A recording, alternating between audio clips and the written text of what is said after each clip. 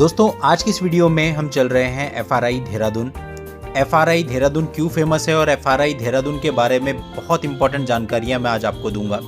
ये जो आप राइट साइड में गेट देख रहे हैं ये एफआरआई का ही गेट है, पर एंट्री यहाँ से नहीं है। इसके लिए हम देहरादून के क्लॉक टावर से चक्राता रोड पे चल रहे हैं और चक्राता रोड पे ही राइट हैंड साइड में अभी आपको एफआरआई की मेन एंट्री दिखाई देगी।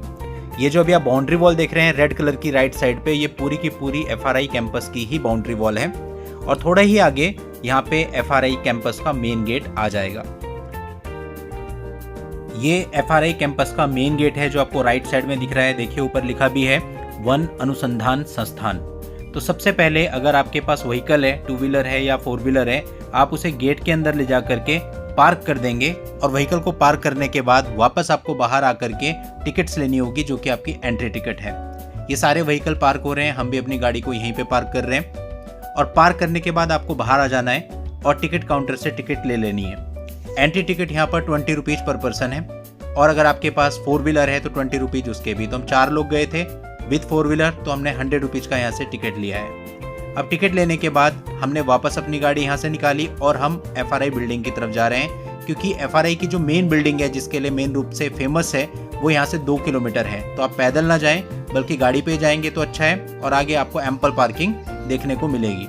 देखिए कितना खूबसूरत नज़ारा है। तो अभी हम एफआरआई कैंपस के अंदर बनी हुई रोड पर चल रहे हैं और दोनों तरफ जो चीज़ें हैं उनको शूट कर रहे हैं। बहुत ही सुंदर, अति सुंदर। हम यहाँ मानसून के टाइम पे आए हैं। आज 21 जुलाई 2024 को हमने यहाँ पर विजिट किया। संडे का दिन है और ये जो एफआरआई है ये वीक के 7 दिन खुला रहता है। टाइमिंग जो है वो सुबह 9 बजे से 5:30 बजे तक आप यहाँ पर आ सकते हैं। केवल गेस्टेड हॉलीडेज पर ये बंद रहता है।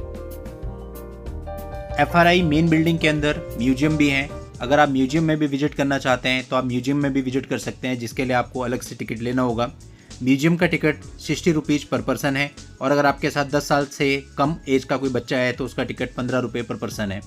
म्यूजियम टोटल फॉरेस्ट से रिलेटेड है, यानी उसके अंदर आपको पेड़ों की तरह तरह की वैरायटीज वगैरह दिखेंगी। तो यदि आप फॉरेस्ट्री में इंटरेस्ट रखते हैं तो आप म्यूजियम का भी टिकट ले सकते हैं।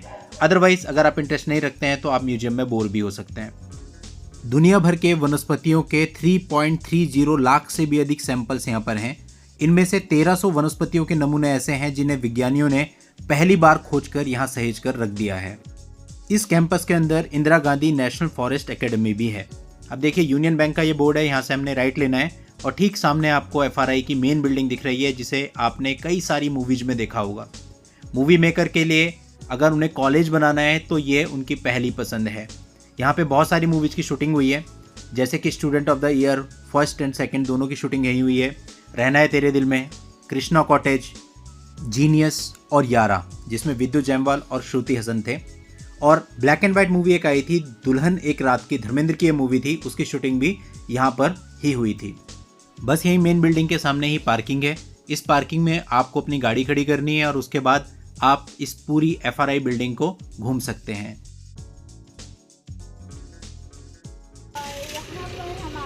एफआरआई में जिसकी फुल फॉर्म है फॉरेस्ट रिसर्च इंस्टीट्यूट। 1878 में इंपीरियल फॉरेस्ट स्कूल के नाम से इसकी शुरुआत की गई थी और 1906 में फॉरेस्ट रिसर्च इंस्टीट्यूट के रूप में इसे पुनर्स्थापित किया गया। यहाँ पर ये ट्राइब्स इंडिया नाम से एक शॉप भी है।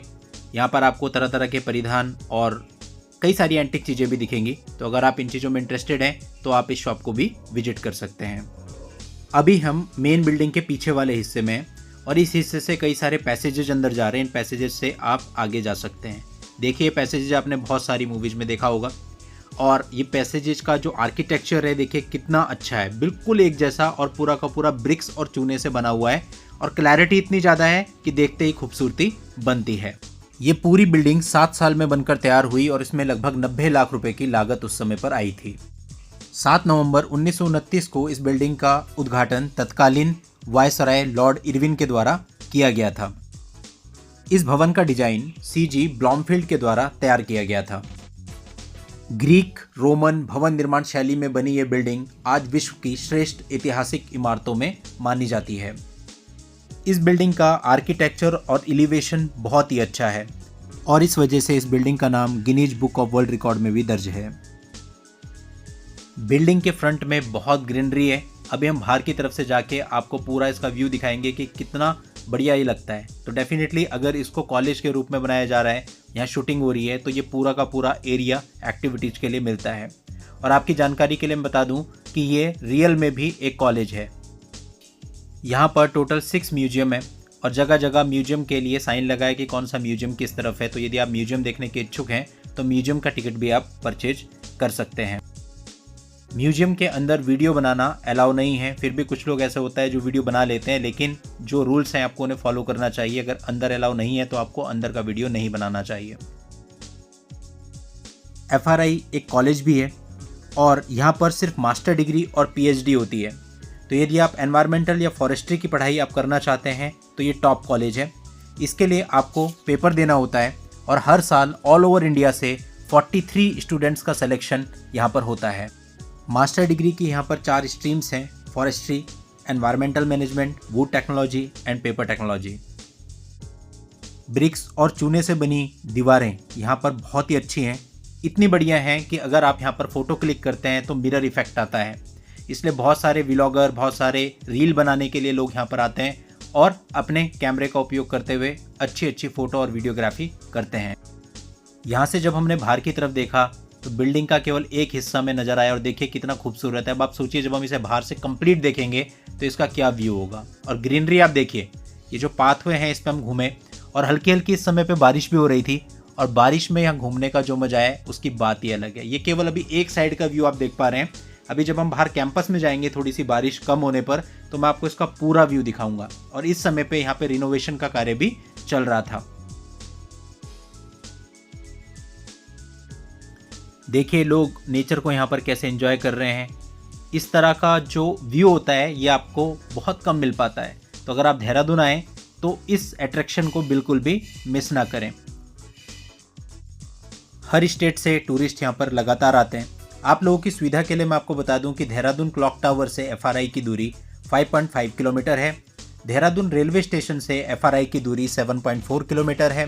देहरादून ISBT से FRI की दूरी 9.4 किलोमीटर है और मसूरी से FRI की दूरी 34.3 किलोमीटर है।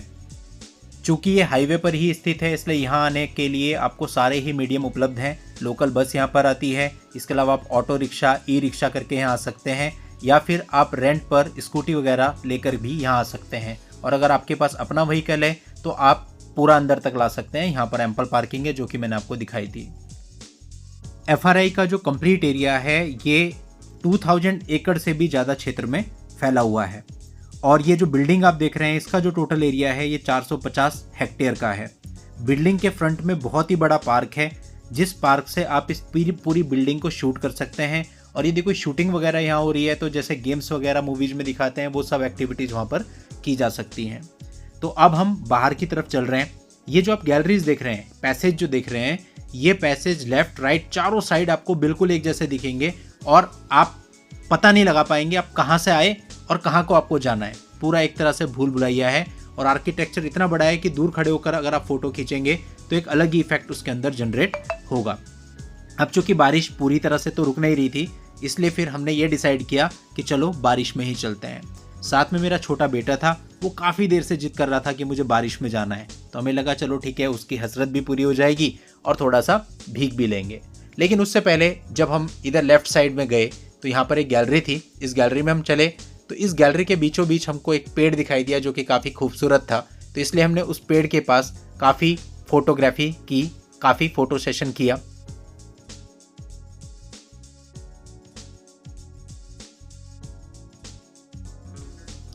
ये वो पेड़ है और चूंकि बारिश हो रही थी तो उस बारिश में ये पेड़ इतना खूबसूरत लग रहा था कि मैं आपको बता नहीं सकता। 6 म्यूजियम है तो यहाँ पर म्यूजियम के लिए इन्होंने गाइड मैप दिया हुआ है कि कौन सा म्यूजियम किधर है और एग्जिट किधर से करना है। ये सूचना है जिसके अंदर क्लियरली लिखा है कि म्यूजियम के अंदर आपको वीडियोग्राफी करना मना है और भी इनके कुछ पॉइंट्स हैं, आप पॉज करके पढ़ सकते हैं।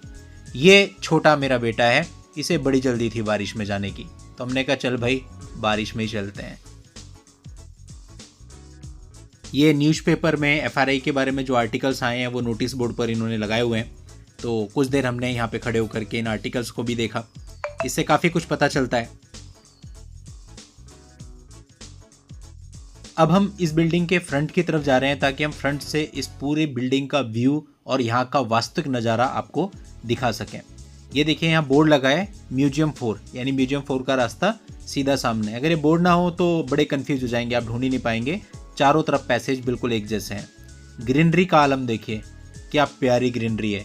और यहाँ पर बच्चों ने बहुत ही एंजॉय किया। ये दोनों बहन भाई बारिश में बार बार जा कर के मज़े ले रहे थे।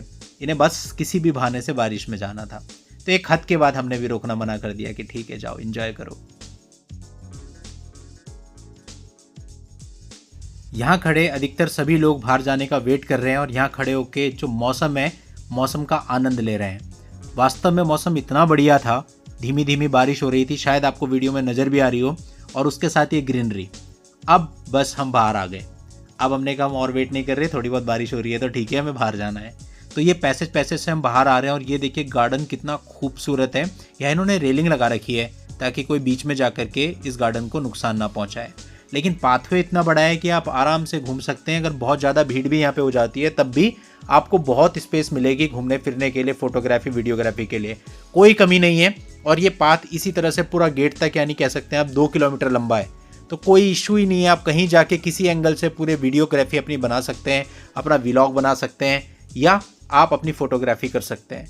अभी देखो, ये यहाँ से हम फोटो लेने की कोशिश करेंगे या मेन बिल्डिंग की वीडियोग्राफी करने की कोशिश करेंगे तो केवल बिल्डिंग का एक ही हिस्सा कैप्चर हो पाएगा, पूरी बिल्डिंग नहीं आ पाएगी। इतनी विशाल बिल्डिंग है और वो लुक नहीं आएगा। तो हमने क्या किया, हमने इस पैसेज पे चलना शुरू कर दिया ताकि हम थोड़ा दूर चले जाएं, इस ग्रीनरी को एक्सप्लोर भी कर लें और एक ऐसे पॉइंट पे पहुंच जाए जहां से हम जब वीडियो बनाएं तो ये पूरी की पूरी बिल्डिंग एक ही फ्रेम में कवर अप हो सके।